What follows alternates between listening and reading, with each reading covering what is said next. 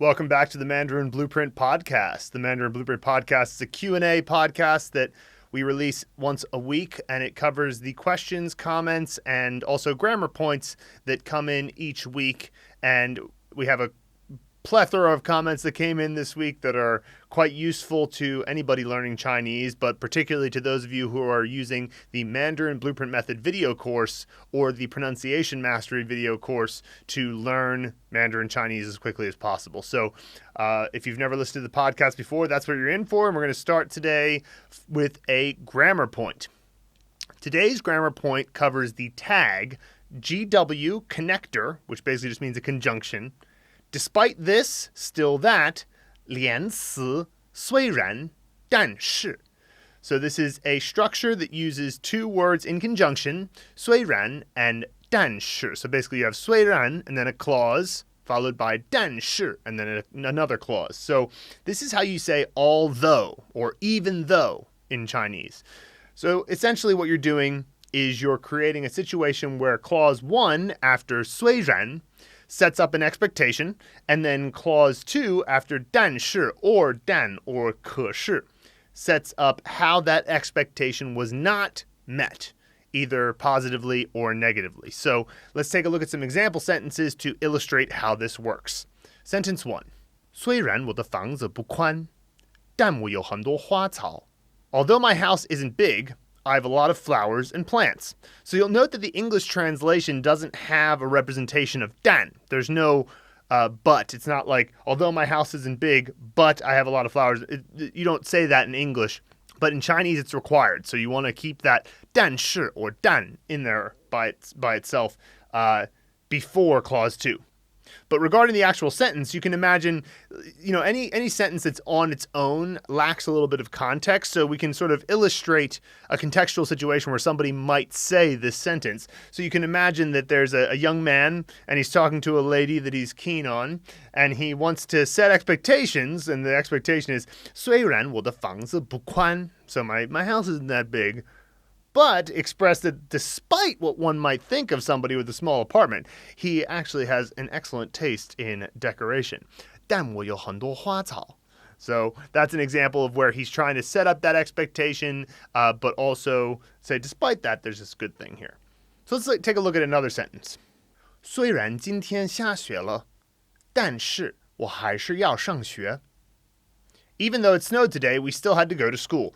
So the expectation in this sentence is that if it snows, the school will be closed. So that's why the speaker says 虽然, because the school was in fact not closed. Now, this is an example where you can see how simple some of these conjunctions are, because you have 虽然 plus a clause and then 但是 plus a second clause. But what if you changed it from, instead of 虽然 但是, you changed it to 因为所以, which is something we talked about in a previous grammar point. So imagine that you're in Guangdong province where it doesn't snow very much at all. As a matter of fact, I don't even know if it ever snows there. But suppose it did, it would be one of those things where people go, oh my gosh, it snowed, we have to close down the school right away. So you might say, 因为今天下雪了，所以我不要上学, which would mean like, because it snowed today, I won't go to school. And in Guangdong, where it would seem as night follows day that if it snows, you won't go to school. So you wouldn't say, there would be no expectation that was being unmet. So that's how simple Chinese grammar can be. Let's take a look at one more example here. This is from one of our stories about flower fairies, which are called 花仙子. So let's take a look at the sentence. 花仙子是住在花里的人，虽然他们和你的手差不多大，但他们能做很多你做不到的事. Flower fairies live among flowers. Even though they're only as big as your hand, they can do lots of things you can't. So one might imagine that if a fairy, a 花仙子, were only the size of your hand, 和你的手差不多大, that it would not be more powerful than you are as a natural inclination, but it's that expectation that influences the speaker to use 虽然, because although you have that expectation, fairies can do many things that you can't. 他们能做很多你做不到的事. So that's an example, again, where there's an expectation that is not met, so that's why you use 虽然 and 但是. So as usual in your flashcard software, if you'd like to see more of the sentences that contain this particular point, you can click the tag in the sidebar and keep an eye out for these moving forward. As usual, input is the key with any grammar point. Don't worry too much about trying to think about the rule. Just notice it and read many sentences that have it, and you'll acquire it naturally. Let's move on to the comments and emails that we received this week. The first one is from Jason Pan in the community forum. He says, "Hi all, quick question to see how other people review movie review cards. I deem a successful review for myself being if I can recall the pronunciation keyword and write the character.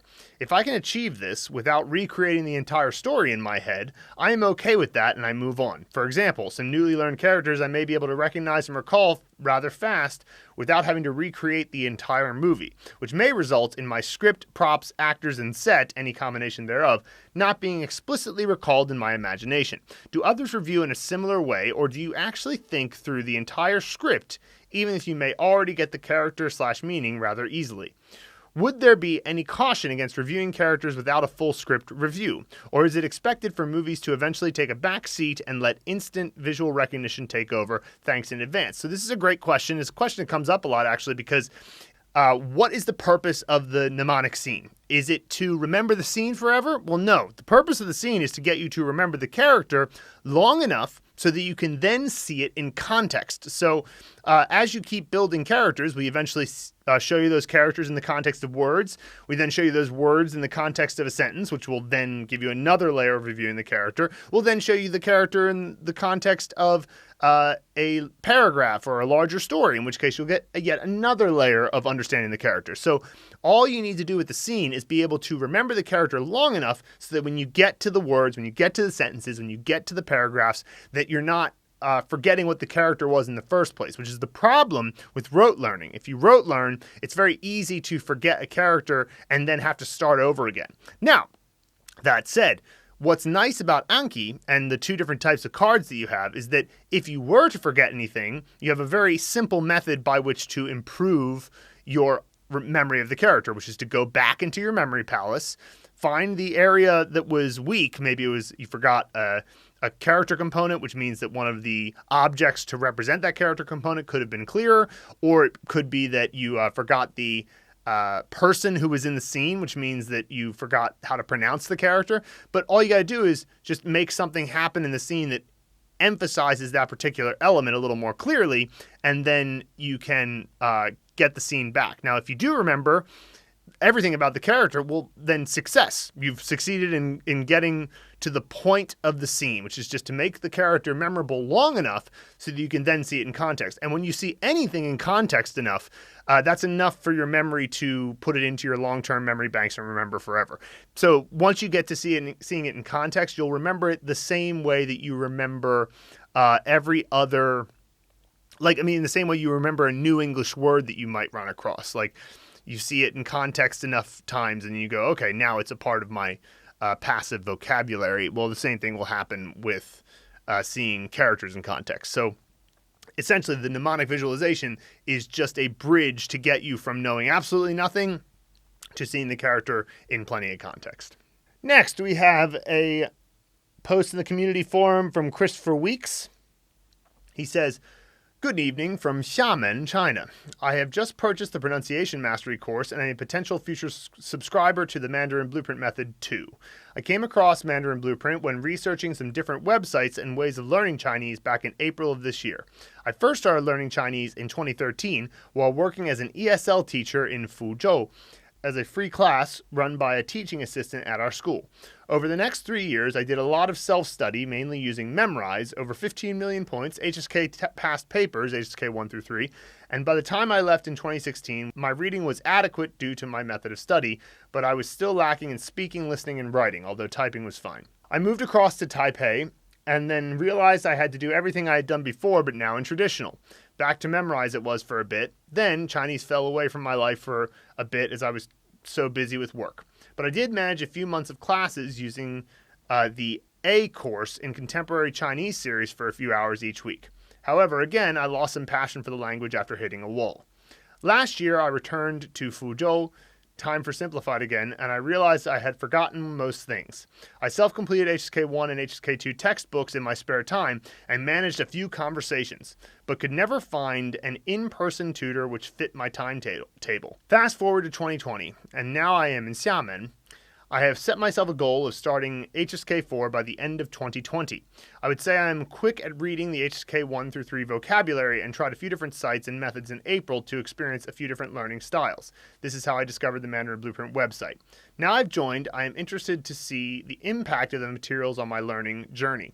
One thing I have never had is community or support in my Chinese journey, as it has been quite a solo effort with many of my colleagues loving living in China, but with little effort by themselves in learning about the culture and the language. Now I have rediscovered the passion for learning Chinese again. I have realized the importance of community, and it looks like Luke and Phil are encouraging this with their approach.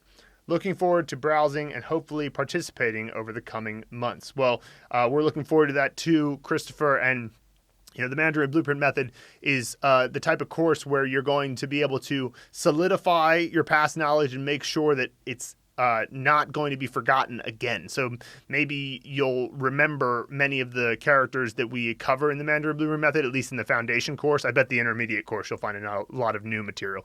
But even if you've seen it before, it's good to make sure that you have it down. Like, you want to know with every character, you want to know the components, you want to know the pronunciation, you want to know the tone for a certainty. And if you're not certain, then how are you going to remember them? Well, the Mandarin Blueprint Method makes sure that you have a method by which to remember any character forever. So I wish you best of luck. And yeah, the materials you were using before are way less fun than the Mandarin Blueprint Method, so you're going to have a great time. And we'll see you on the course in any comments and, of course, in the community forum. Neil Rogers on the video bonus, Principle versus Reality in Mandarin. Wow, Luke, Phil, and Annie, I'm hooked. I actually feel confident with this material that I can learn standard Mandarin. I'm not going to rush pronunciation. I really like the bite-sized videos and being able to download the bonus material. I'm planning on going to Shanghai and Ningbo in October 2021 to visit friends. Nice. Well, that gives you plenty of time. That gives you about 15 months until you can properly pronounce everything, and you'll know a lot of characters, and I bet you'll have a great time. So fantastic, Neil. And yeah, you can take it at a reasonable pace. There's no huge rush. As a matter of fact, you can definitely overdo it in terms of how much you do per day. So at the beginning especially, take it slow, and then that's sort of revving up the engine. Eventually you'll be able to go considerably faster. Natalia Kovalenko on Now Just Look at How Solid That Foundation Is, aka the final lesson of the foundation course. She says, end of level 36 already? Wow, that was fast. Just under 3 months. What a great ride. Having a lot of fun all the way. The best course I've ever found. You both are amazing for putting this together. I can't believe I'm reading fairy tales in Chinese. Isn't that cool? By phase 5, we introduce longer form content, and that's something that Natalia is getting the sense of right now, and many of them are sort of fairy tales. We kind of alluded to them in the grammar point this week of the flower fairies, huācǎo. And so that's great. Fantastic, Natalia. I'm so happy for you getting this far. And I think that, as you move forward into the intermediate course, you're going to smash it because you've been doing very well. I mean, doing the foundation course in under 3 months is well fast. So good job. Joseph Glover on Simple Final U, U introduction with ku and wu in the pronunciation mastery. I'm beginning to see how inferior all the other courses I have taken are to Mandarin Blueprint. I have literally thrown away my life studying other courses. Well, you're not throwing away your life now, Joseph. That's awesome. That's fun. That's such a funny thing to say. I mean, obviously you probably got some value out of other courses you're using. You can get value out of almost anything that's teaching Chinese. It's just a matter of it often the theory is bad, or you don't know how to take the material and make it better. So that's what Luke and I have been trying to facilitate in people for a long time. So congratulations on now finding a good way to make sure that you stop throwing away your life. Julie Henschel Lund on Mandarin syllables introduction. I've always had a problem with pronunciation, especially the initials Z, C, and R. As a Danish speaker, we don't roll our R's like in Sweden and Spain, so that has always been my worst enemy. Now, the Chinese R doesn't sound the same as the rolled one of those countries, but it has a position I'm not used to. So far, I'm confident that this course is one of the best out there. Also, the fact that you've included both female and male voices shows that you're considerate of both genders. This fact is often neglected. I've used a lot of platforms to learn Chinese, but this is the first one to do so. When I also watch Chinese dramas, the pitch level is also higher for females than males, despite the tones. I just simply cannot wait to see how my progress will be in just a month. Well, it sounds like you have a great attitude, Julie. And yeah, of course, as you get to the beginning, the reason we call the certain initials problem initials is this because, many languages, English is obviously where we're starting from, but many languages don't have the sounds that are in Chinese. So, of course, they're going to require some more work, but you'll get it. It's just a matter of time. Your mouth muscles are smaller than the muscles in the rest of your body. So in the same way that you can make your muscles stronger, bigger, more flexible in your body, you can do the same thing with your mouth muscles. So, and it'll happen faster because they don't take as long to develop. So you're well on your way, and it sounds like you have an excellent outlook. Fiona Toy on nasal final 应, 电影, and 明天. I'm curious if replying 不要 is another potential answer to the first question. And the question was 你要不要去看电影? And so that's a way of saying, do you want to go to see a movie or not? And the answer that we put in the lesson is 不去. But she's asking, could you also say 不要? I mean, after all, the sentence is phrased in a way that says 要不要, which makes you think you would say 要 or 不要. But we say the right response to it is 不去. And really, it's not that saying 不要 is wrong. It's that saying 不要 is, as she surmises here, it's harsher, it's a little bit ruder.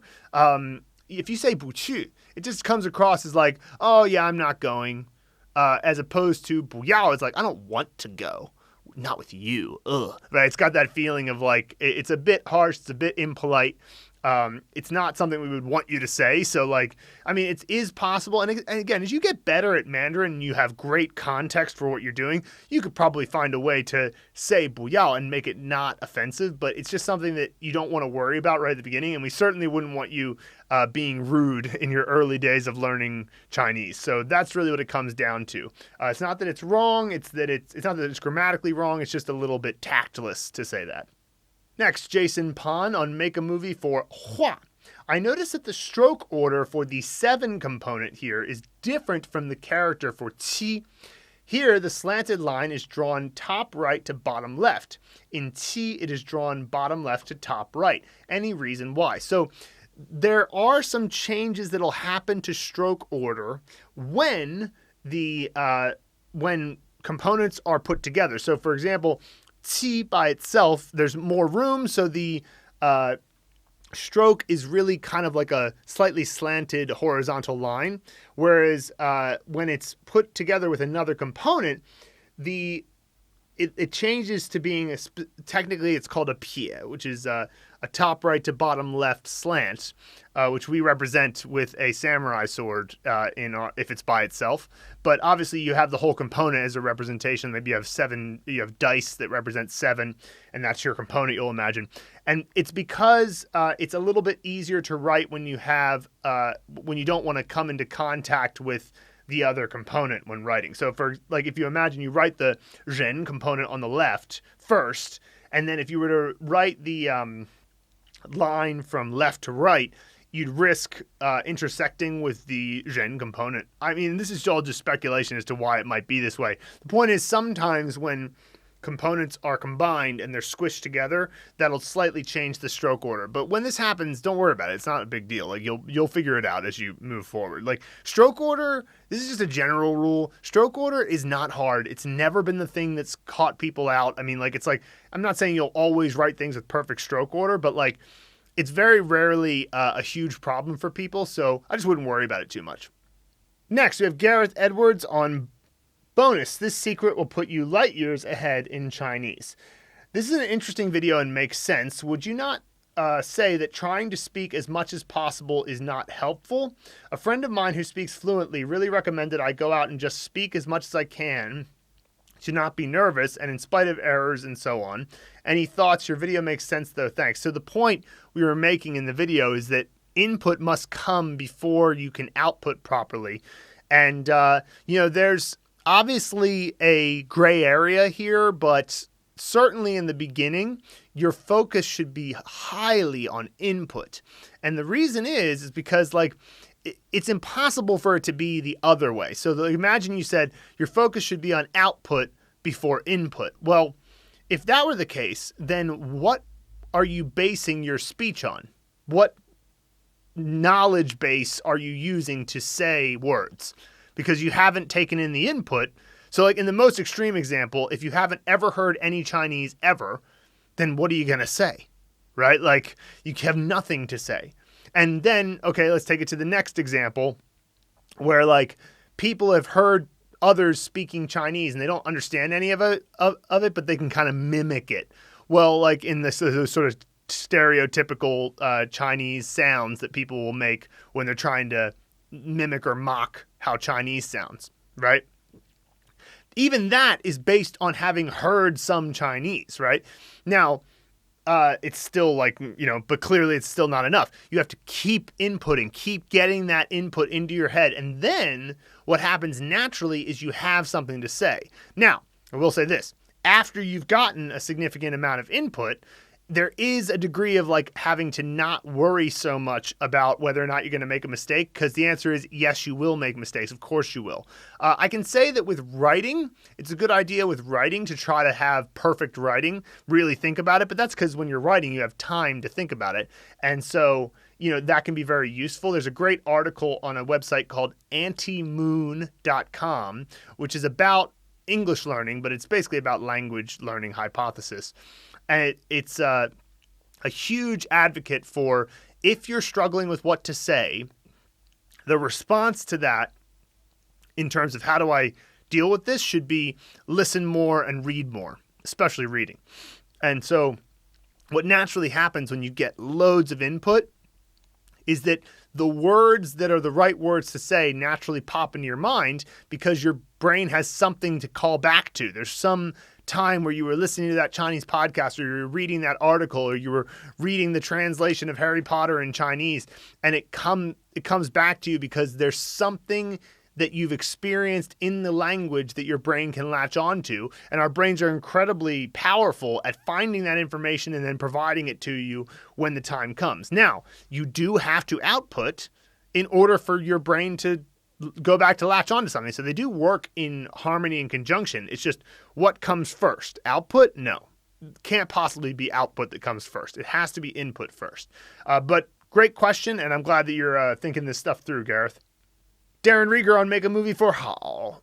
Sometimes you learn interesting things about the culture at the time of the character creation. I guess at the time when the characters were created, woman plus baby equals good. Yeah, it is kind of interesting. The two components here are woman and child. So it's kind of like you combine those two and a woman holding a child. Well, this is good. And sure, why not?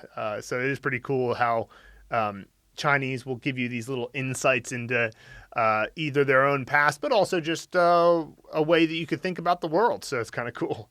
Next, we have a question from Nacho on It's a Word for Zai. Hey, Luke and Phil, I'm sorry, but I don't really understand the last sentence. I'll come to see him first, then go, which is 我先来看他再走.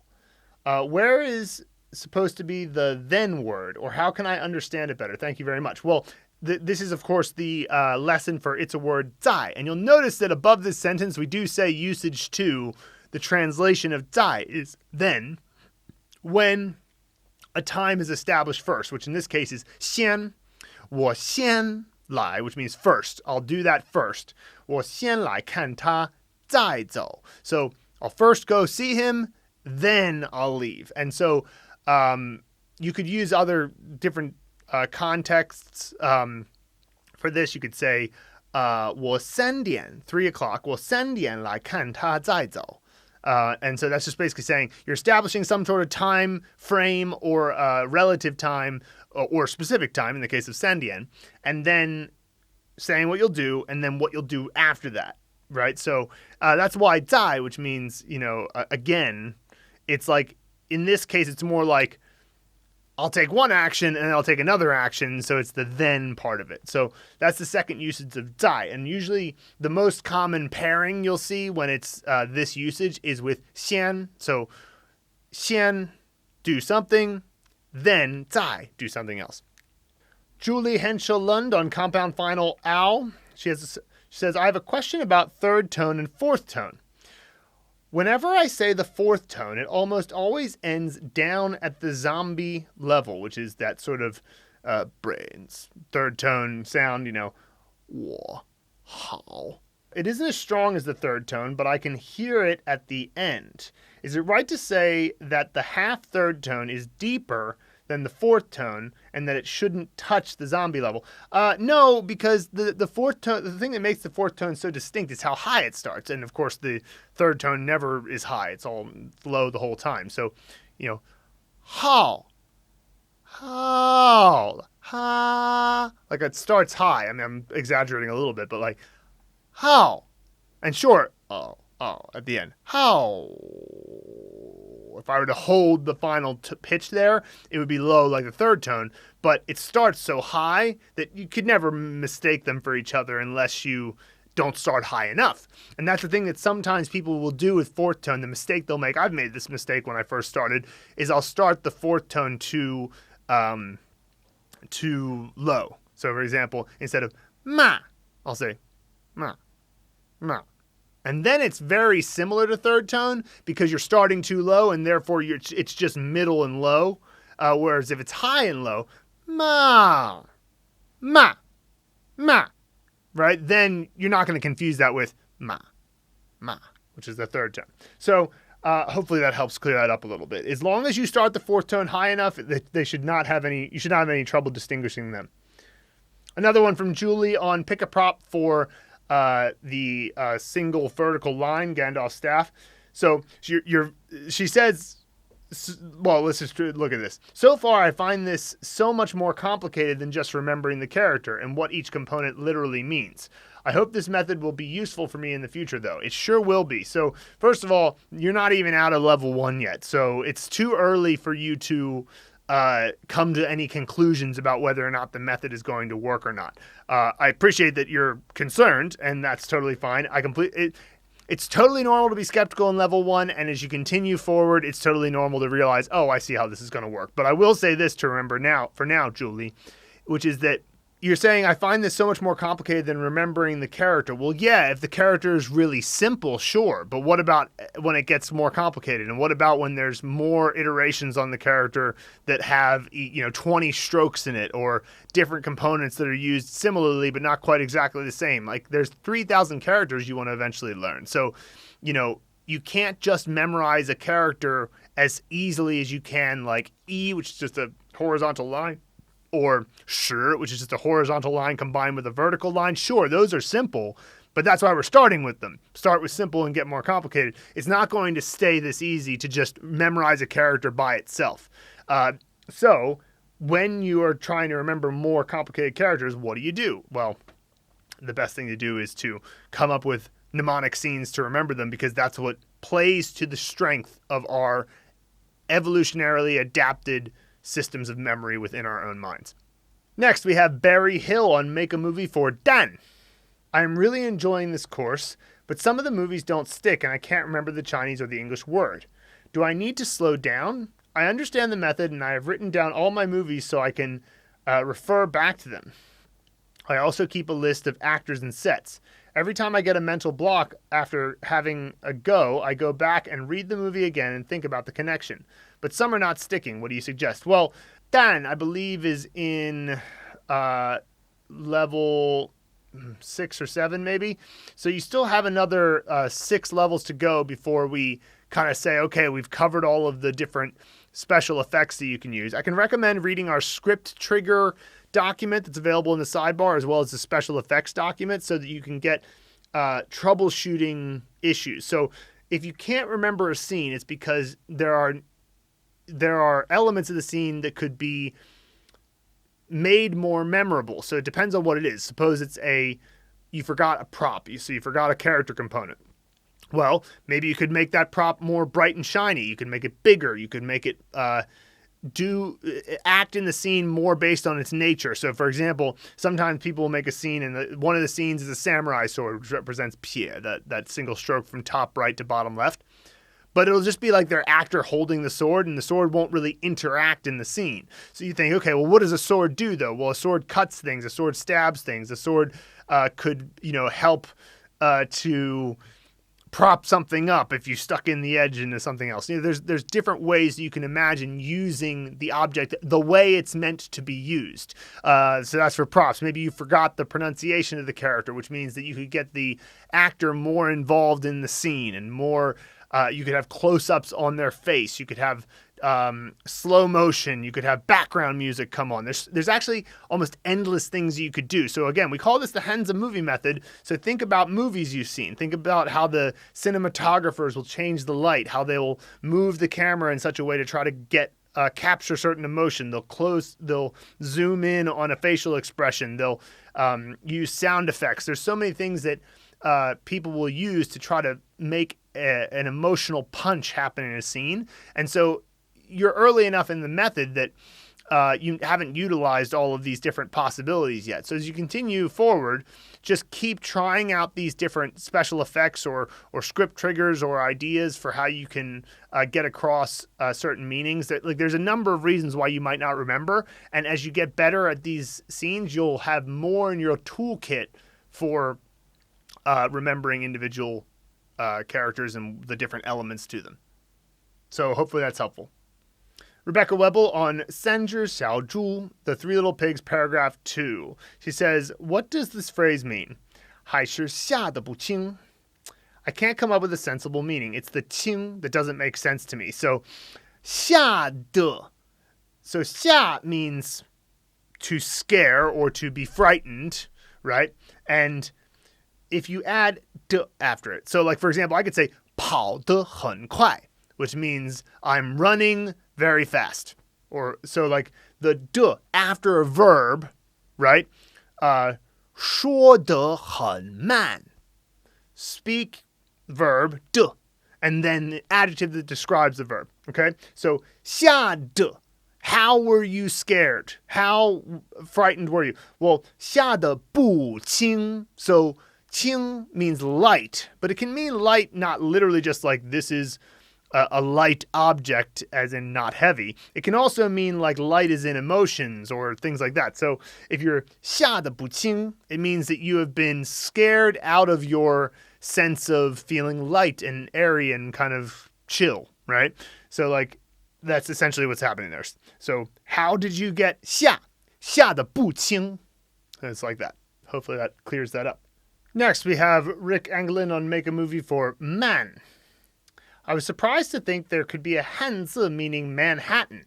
So I looked it up and found it's mostly used for the sound of man in foreign words, but its original meanings include long, vast, handsome, etc.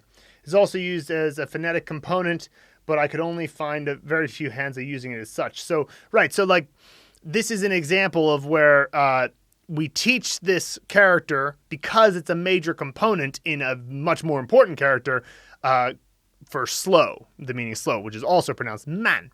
And but it is a character that's used in certain contexts that we would recognize. For example, Manhattan, which means Manhattan. Now, we're not saying that this character means Manhattan in and of itself. We're just trying to give you something by which you can remember the character and make a mnemonic scene for. So that you, and also to try to teach you that this character's most common meaning is in transliterations, which is exactly what Rick picked up on. So yeah, we'll do that sometimes, and it's not, it's not to be, remember what we're trying to do here. We're trying to remember the character in its most useful form, and we're also trying to create components for other characters. So essentially that's why we did that. If we didn't do this, then you'd have to use 4 components to remember, 4 props to remember the character man, which means slow. And, 4 components plus your actor, plus your set, plus your room in the set, plus they all have to interact to make something mean slow. It's a lot to remember, whereas if it's just 2 components, then it's easier to remember. Helen Lemon on Preview, the Mandarin Blueprint Method. Completed this a while back, but just been doing my Anki deck and remembered to ask you about 小姐. miss/prostitute. Is it really that interchangeable in standard Mandarin? So the word 小姐 originally meant miss or like a young maiden, and it has come to mean prostitute as well. And this is one of those things where I understand why people be like, geez, that seems like two such different words that how could they possibly be, how could you distinguish between the two? And it's like, it really just comes down to context. Like if I'm in a formal setting and I meet a young lady and I say hello to her as like, 你好王小姐, she's not going to think I'm saying, hello, prostitute Wang. Like she's not going to think that that's, because obviously that's not the context of the setting. Whereas if you're walking in the Hohai district of Beijing and you're walking past a KTV bar and a guy goes, hey, you want a 小姐? Then he probably doesn't mean a young lady, right? He probably means a prostitute. So a lot of it is very contextual. Then you might ask, well, how the heck did 小姐 come to mean prostitute? And I would guess, I don't know for sure, but I would guess that it comes down to trying to say something tactfully when you can't, for some reason, say prostitute. Like the word for prostitute is 妓女. But suppose that you're trying to hide your illegal prostitution ring from the police. You might say, oh, I've just got some young ladies here. It's just language does that all the time. It's like the PC language to try to avoid being, seen for what it really is. Next, William Beeman on casting call for art. He makes a good point here. He says, one of my mentors explained to me that learning is like pouring liquid into a small funnel. You can't pour too fast or the funnel will overflow. You have to let the liquid in the funnel flow through the small hole/tube at the bottom before pouring more in. I find that cramming too much material in at once is not productive. Your mind can't absorb a ton of material all at once. Rest and slow but regular pacing has always been the key for me. And exactly, I completely agree, William, and that's why, we break down our course into individual lessons and individual videos that focus on one thing, like how to remember if a character is pronounced the R pronunciation, or how to remember an individual character component or an individual character or one new word. We always try to take it step by step, and then you can process each individual thing as it is. And then you can take breaks and you can make sure that you're not going too fast and so forth. So that's fantastic. Great attitude. Beth Perazzo on It's a Word for shao, which means few. And the sentence, she has a question about a sentence. What does the word bei, which has a meaning of blanket or quilt, have to do with this sentence? Am I missing something? 不少面被狗吃了. And so you're going to see loads of sentences like this, Beth. So bei does mean blanket, especially when it's in the word 被子. So when it's 被子 like that, then yes, it is a quilt or a blanket. However, it also has a secondary meaning of to be a passive indicator. So what this sentence means is, so 不少面, that's the subject of the sentence. So not so basically a lot of noodles were by the dog eaten. So it's a passive indicator. So a lot of noodles were eaten by the dog.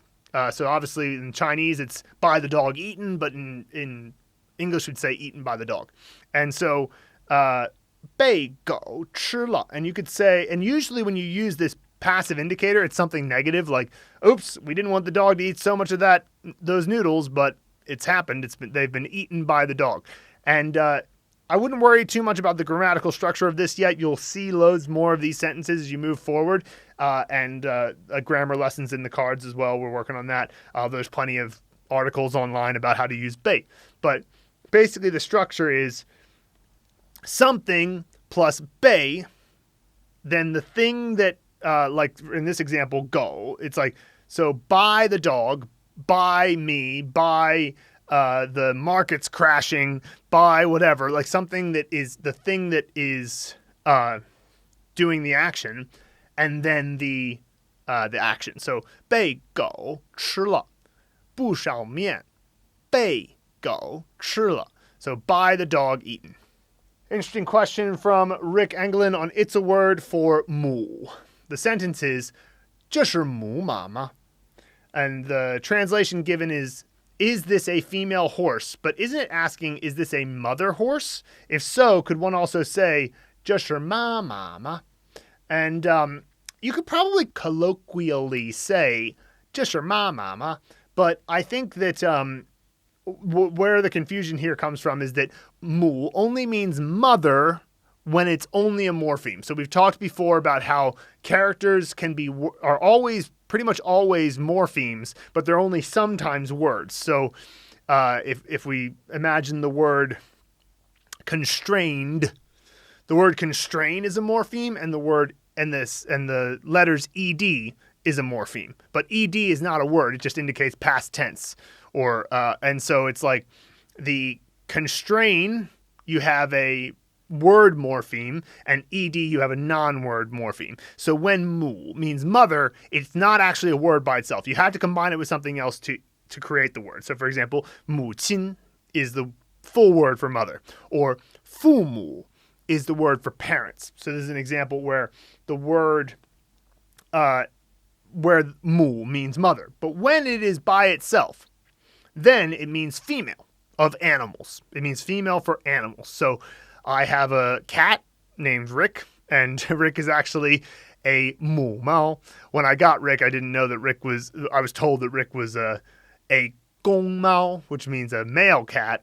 And I found out, because Rick was a little kitty when I first got her, that she's actually a 母猫, a female cat. And she was already called Rick, so I didn't change her name. But there may be a word in Chinese for specifically a horse that is a mother horse that's given birth, but I couldn't figure it out. I couldn't find the zoological term for that. So, but I do know that you could say this. You could say, if you wanted to ask, is this a mother horse, about an individual horse? There's a horse here. Is this a mother horse? You could say, 这匹母马生过驹子吗? Because 驹子 is a foal, a young horse. So 生过. So 生过 would mean has ever given birth to. So 过 is the experience indicator, and 生means to give birth to. So 生过 would mean to have ever given birth to. So 这匹母马, this female horse, 生过, ever given birth to, 驹子吗? So that's the way you would ask that question of whether or not a horse has given birth before. Next, Heath Campbell on It's a Word for 住. He said, now I get 呢. It's adding a polite tone to non-yes or no questions. Is that right? Yeah, that's one of the usages of 呢. So, 你什么时候要过来呢? 你什么时候要过来呢? That would mean, when are you coming over? And by putting 呢 at the end, you're being just a little nicer about it. You're being polite about it. And the thing is, though, you can use 呢 in other ways. Like one of the ways to use 呢 is to indicate something that's presently happening. 我站着呢. 我站着呢. I'm currently standing. And by adding 呢 at the end, it's just one of the ways that you can say happening currently. So in that case, it's not the question version of it, but you're right. If it's in a question that's a non-yes or no question, and you put 呢 at the end, its basic usage is to make it a bit more polite. Rick Angelind on New Vocabulary Unlocked, 看书. He says, how do 看书 and 认字 differ in meaning? Is 看书 the act of reading, and 认字 the ability to read? That's right. Yeah, that's pretty much the difference. So 看书 implies that you are able to 认字, and you're actually taking in the content. So you're reading the book. But the ability to 认字 means it's like you know your ABCs if it were English. You know, it's like you are able to tell apart different, so if you're new to Chinese, you cannot 认字. You can't understand the different characters on the page. So you're not able to 看书 if you can't 认字. So 认字 comes first, and then 看书 is the actual act of reading, where the point isn't to be able to recognize the words, it's to recognize the point of what the words are saying. Jiggy J. Dietrich on It's a Word for 记. Does 记不住 in 儿子总是记不住我说的话? have a meaning on its own. I'm a bit confused by the 住. Does it mean to firmly forget something? Well, this is that structure of verb 不 result or verb 的 result. So there's a structure in Chinese called verb 好, which is basically like you have a verb and then the result of the verb. So 吃 is a verb to mean to eat. 吃完 means that you ate and the result is you're finished. Or 吃好, that you ate and the result is you're good. Or 吃饱, you ate and the result is you're full. 吃掉, you ate and the result is that it's entirely gone. So you took an entire hot dog and you 吃掉, so there's no more left. 记 means to remember. 住 means to live or reside. So what would that mean as a result? Well, you 记 you remember until it lives in your brain. So it's a way to say memorize. It's actually quite poetic, you know. So 记住 means to memorize. And so 记不住 or 记得住. What they're saying there is can or cannot be done. The verb can achieve this result, in which case you'll say 的, or the verb cannot achieve this result, in which case you'll say 不. So 记不住 means you can't memorize it. You can't, unable to memorize. And so in this case, 儿子总是记不住我说的话. So it's kind of exasperated. The son, he can just never remember what I say, right? And so if I were to say 记得住, it means it's memorizable. It's possible to be memorized, right? So that's what the 住 stands for there. It's the result of the verb.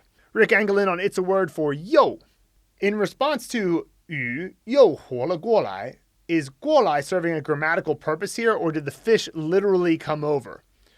鱼又活了 would seem to be enough to express the fish is alive again. Or is it sort of saying the fish came alive again? So, you know, 鱼又活了过来. So what's the 过来doing there? Well, you know how we'll say come back to life in English? I mean, like technically you didn't literally come back in a physical sense, but we have a sense of there being like, if you briefly died and then you came back to life, that there was like a journey that you went on, right? So it's sort of similar to that. 活了过来. And I don't think that there's anything wrong with saying 鱼又活了.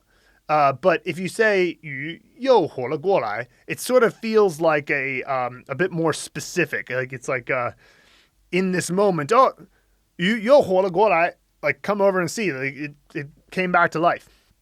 And so this is again one of those situations where I think it's not necessary to overthink these things. It's like we know this sentence is correct grammatically, so probably no need to overthink it. But it's just kind of like that. Come back to life. Well, okay, so you came back. Well, did you literally come back? No, but you were there the whole time, I suppose. But there was a change of state that happened, and so it's similar to how we would say that.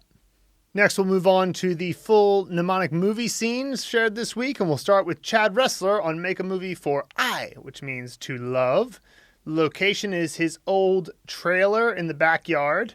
The actor is Jackie Chan, to represent the null initial.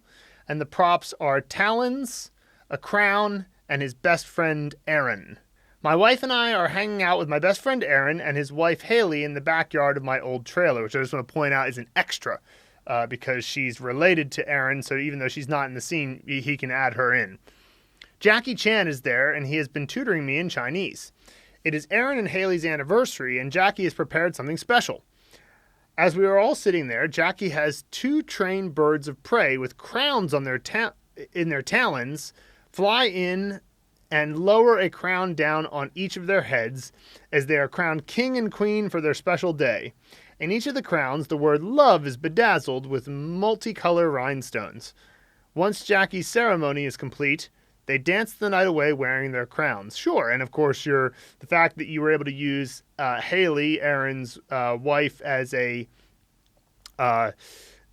extra, you're able to get across the idea of love there, because of course they have love, and then you've got the talons and the crown. I make sure the talons are quite emphasized and all of that, but it seems great. Awesome. Fantastic. And of course, it makes sense that best friend Aaron would be the choice for the prop there, because the bottom prop is the character of friend. Mason Royal on Make a Movie for ta, which this is the female version of ta, meaning she or her. Tracy Morgan, acting like Tracy Jordan, is outside the entrance to my A set. He's wearing red lipstick, which is his prop for nu, and eating French fries, which is his prop for the right side component. What are you doing, Tracy? I ask him. I wanted to look like her, he says, while pointing to a billboard advertisement of a woman with red lipstick eating French fries. Sure. That's fine. Yeah, and of course, I don't think you're going to have any trouble remembering ta anyway, because it's such a common character. But still, I like this whole thing. And, excellent scene. Mason Royal on Make a Movie for Liu, which means 6. Jennifer Lawrence walks into the bathroom of my OU set. She sees a beret, which is the top component, with a 6 written on it. Interesting, she thinks. She puts it on and then looks at herself in the mirror. Immediately, animal legs grow out of her body. Damn it! 6 limbs! I should have known, she yells out in frustration. I usually use an 8-ball for ba, but this one came to me easy, and representing 6 while using an 8-ball sounds tedious, right? Sure. And of course, it is true that if you grew 2 animal legs, you would have 6 limbs, and that's not an abstract representation of 6. It's a visual representation of 6. So I like it. Excellent scene, Mason. George on Make a Movie for Xie. Just as Angelique Kerber arrives in front of my E set, a horde of porcupines passes. Nice. Some of them stop and snuffle noisily, but there the Weasley twins arrive. They have already caught a few of the porcupines, but not yet all. Sure, I can see that what we have here is we have the Weasley twins representing the R at the bottom, and we have the porcupines representing the top component. And of course, this character means few. So a few leave behind and the Weasley twins arrive and they already caught a few porcupines. That's probably okay. I would say that this is, it might be easy to forget that the meaning of this character was few based on this. So you might want to have something that is a little bit clearer. Now, for me, when I see few, I think of the movie A Few Good Men, which has that famous line of Jack Nicholson saying, "You can't handle the truth." So Tom Cruise's character is interrogating him, and Jack Nicholson says that iconic line, which is why, I might be inclined to want to get something like that involved. It could be another association with few. I just worry because it's that's easy to forget that was the point of the scene. So, it might work for you, but with that type of thing, it might be a little tricky to remember 6 months down the line. Della Fuller on Make a Movie for Guy, which means to change or to transform. Gabriel is sitting in the chair at the hair salon, hoping that the hairdresser can alter his appearance. She looks horrified because instead of hair, Gabe has snakes slithering on his head. That'll be the left side component. Gabe explains that the only way he can get them to alter their slithering is to hypnotize them with a rhythmic drum beat. The hairdresser brings him the drum, and she just happens to have behind the counter, the drum that she just happens to have behind the counter, and as Gabe quiets the snakes with his playing, the hairdresser begins removing them one by one. Gabe, his appearance completely altered, gives the hairdresser a huge tip and leaves the salon. What I like about this one is that that's one of the things that is kind of a trope of people looking different is they got a haircut, especially if their hair was particularly long. They get the haircut. It's a big alteration to what they look like. It's a big change. It's a big transformation. So that representing the meaning here is actually quite good. I like that. Rebecca Weeble on Make a Movie for Ho. There is a fancy dress party taking place in the kitchen of my OU set. Hugh Jackman is drunk and being a rabid Australian Republican when he spies Dwayne Johnson, the man prop, dressed as a nobleman, which is the meaning of the character. He throws a razor blade and a dart at Dwayne in anger at the display of monarchical privilege. Dwayne grabs a horse head off the wall to save himself, and the razor and then dart thud into the taxidermy, right? Right. So he pulls down the horse head and that off the wall to save himself, and the razor and the dart thud into the taxidermy. Right. So we have the horse head, the razor and dart, and the Dwayne "The Rock" Johnson all ending up together, and the meaning of it is that Dwayne "The Rock" Johnson is dressed as a nobleman. And of course, this is primarily, learning this character is primarily to learn the next character, which is a moment in time, 什么时候, because the nobleman character Ho is not that important, but you did a good job of fitting them all together and creating the different props to create the meaning of nobleman. I like it. Della Fuller on Make a Movie for Ghoul, which means ancient. Gandalf is in the living room of my childhood home. He is holding a large ancient cross and telling me all about its interesting ancient history. He is trying to point out the interesting ancient runes and symbols that are present on the cross, but the Rolling Stone's mouth has invited his annoying self to the lecture and can't shut up. It just doesn't know anything about the history of the artifact, but doesn't stop talking anyway. Finally, Gandalf loses all patience and shoves the cross right into the mouth to shut him up. Gandalf continues, as I was saying, the ancient symbols on the cross here, and this is here signify. Yeah, I like this idea. Of course, Stella has brought up many times before that the Rolling Stone's mouth has an annoying, overly chatty personality, which is she keeps bringing back, and that makes it very hard to forget when there's consistency there. And so I think pointing out the ancient runes and treating the cross as an ancient artifact should be enough to remember it. I think that's fine. Della Fuller on Make a Movie for Zuo. Zeus is in the backyard of the oval, and he and the rock have something important to do. They must pull Excalibur out of the stone. The crowd is quiet, and the only sound is a gentle drum beat to help the heroes focus and to build suspense. Zeus tries first. He grabs the handle and pulls. No luck. Then the rock gives it a shot. No luck. No luck. What are they going to do? They confer quietly together and seem to come up with a plan. They walk confidently towards the sword. The crowd hushes, the drum beats, Zeus grabs one side, the rock grabs the other side. 1, 2, 3. Did they do it? Yes, they did it. So, sure, I think that's probably okay. I mean, certainly the scene is very vibrant, and, Zuo is a character that, because it has such a simple meaning of to do, you'll likely not have a problem with it. One of the things that they could potentially do, I mean, there's a couple other associations that do it. I mean, of course, do it could mean to have sex, so that could end up happening. There's, zuo can also mean to cook, so we can maybe get that involved, to make something, to cook something. It's kind of in the realm of do.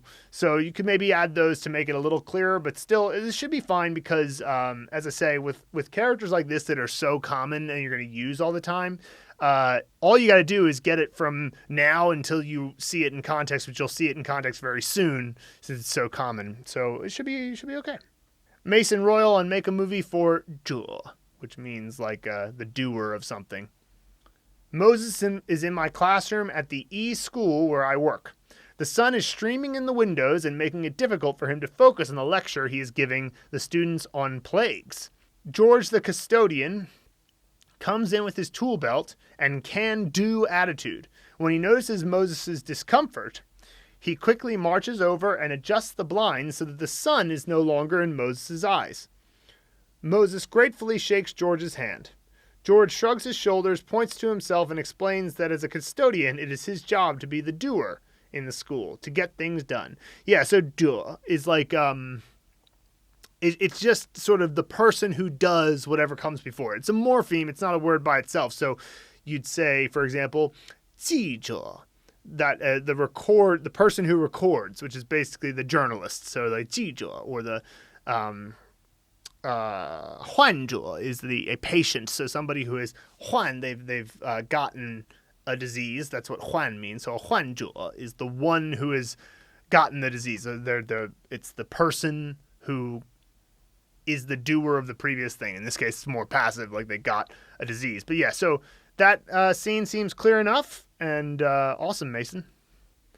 Simone Papadopoulos on Make a Movie for Tong. Terry Crews is in the kitchen of our old flat in Amsterdam. Nice. Naturally, he is topless and covered in baby oil doing that pectoral flex thing he does. He is dancing around the staff, practicing a dance routine with my sister to Village People's YMCA when he spots me and says, "Check out our new routine." Dancing ensues. I distinctly remember how impressive their synchronicity is. Just as the chorus begins to peak, Terry runs out the back of the kitchen and returns wearing a yellow hard hat driving a forklift. Nice. He drives directly into the stereo and it blows up.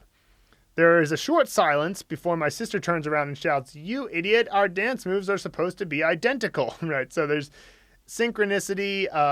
It looks like maybe the hard hat is the external part of the component, and then we have the forklift, and just make sure where we're getting the just seeing where the final components would be here. Yellow hard hat, forklift, and stereo, I guess. Those are the three main things she brings up here. Yeah, I suppose the stereo could be the component for mouth there, because you could have the mouth component there. It would be helpful if when you guys are writing your scenes in to make your props, like show what your props are, either by delineating them by making them metallic or something, or just by writing them out at the beginning. You did this with Terry Crews in the old flat in Amsterdam, so you did that with the pronunciation, but the props, I'm not exactly sure, which tells me that, perhaps, I like the idea of synchronicity and everybody being identical in their dancing. That's a good way to get across the meaning, but I'm not sure which of the props represent what. And so, you might want to make that a little bit clearer if you're ever posting these comments. Della Fuller on Make a Movie for Doe. Donald Trump and Nike are at the entrance of my OU location. Nike is indicating with an outstretched arm that she would like to enter the building, but there is a brick wall in the way. Donald points to the wall and explains how he has totally blocked the entrance with his totally amazing way so that unwelcome guests will totally be blocked from entering. Nike shakes her head, skirts around the end of the wall, and enters the building, totally ignoring Donald's stupid wall. Nice. So, so the brick wall is a representation of the right side component, and Nike is the representation of the doer, because just do it, right? So she's the, or is Nike I can't remember whether Nike is a male or female god, but certainly a god. And so, she. So I like that. We got the two components very clear, and we're using totally and all totally, and that's very Trumpian to have that kind of hyperbole, so I like it. Alex Sumray on Make a Movie for Duan, which means short. David Brent is in the lounge of my AN set. He's taking Mr. Bean to have his haircut. A Native American chief is the barber. Nice, so there's our two props. Short back and sides, please, fella. Mr. Bean is annoyed. Don't be short with me, young man. Double usage of short there. The chief gestures different fingers, asking Brent what number razor to use. Brent puts up one finger, very short. Cut to a shaven-headed Mr. Bean. Right, so we got short hair. We have don't be short with me. I like that. It's just a little extra thing. If that were the only thing indicating the meaning, then it might be not enough, but the short hair is a great representation of short. So awesome. Like it. Della Fuller on Make a Movie for Lao, meaning old. Luke from Mandarin Blueprint comes into the living room of my AO location. He sees Moses sitting in the armchair with a long gray beard and wrinkles. Obviously an elderly man. Luke asks Moses if he is hungry, and Moses replies that as a matter of fact he is quite hungry. Luke puts a bowl and spoon beside Moses on the table and ladles in some hot, nourishing soup. Once Moses thanks him and begins eating, Luke asks him if he has ever thought about learning Chinese, and assuring him that no one is too elderly to learn a new language. Right? Nice. Yeah, I like it. Everything is very clear and also hilarious. I like that Luke would be trying to convince Moses to learn Chinese.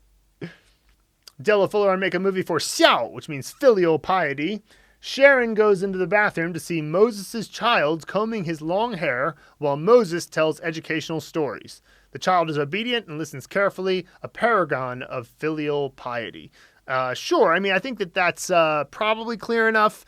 You could maybe have some indications of Moses clearly giving the child some kind of obvious order to which the child immediately acts. I mean, maybe in your own mind you were already doing that, Della. Just if you're going to do this scene you just want to make sure that the child is being super obedient the whole time and very like makes some facial expressions, makes some clear like gestures, like Moses is clearly saying, go do this and do that. And the child is just like, yes, sir. Yeah.